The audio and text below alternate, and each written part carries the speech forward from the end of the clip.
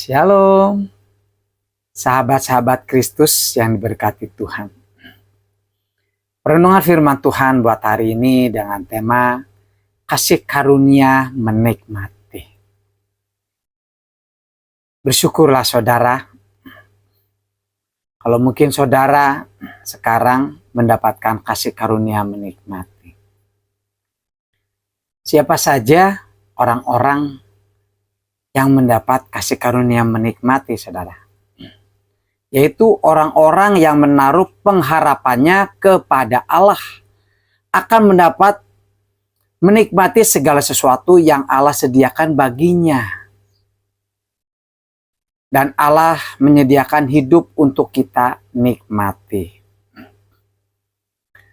Di Pengkhotbah 6 ayat yang kedua dikatakan, orang yang dikaruniai Allah kekayaan, harta benda, dan kemuliaan, sehingga ia tak kekurangan suatu pun yang dia ingininya. Tetapi orang itu tidak dikaruniai kuasa oleh Allah untuk menikmatinya, melainkan orang lain yang menikmatinya. Inilah kesia-siaan dan penderitaan yang pahit. Pada kenyataannya, banyak sekali orang yang memiliki harta benda yang berlimpah-limpah, memiliki ini dan itu, saudara. Namun tidak bisa atau tidak mampu menikmati apa yang dia milikinya. Nah, itu orang-orang yang tidak memiliki kasih karunia menikmati, saudara. Contohnya, ada seorang kaya yang hartanya melimpah. Dulu dia sering keluar negeri, ke sana kemari. Tetapi di saat orang tersebut kena sakit, bahkan sakitnya komplikasi, saudara. Jantung, ginjal, ada kolesterol, ada diabetes. Maka di saat itu orang tersebut sudah tidak dapat lagi untuk makan makanan yang enak dengan semaunya dia, saudara.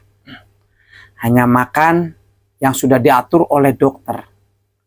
Makanan ini dan itu. Nah, ini yang dinamakan orang yang tidak dapat, yang tidak memiliki kasih karunia menikmati, saudara.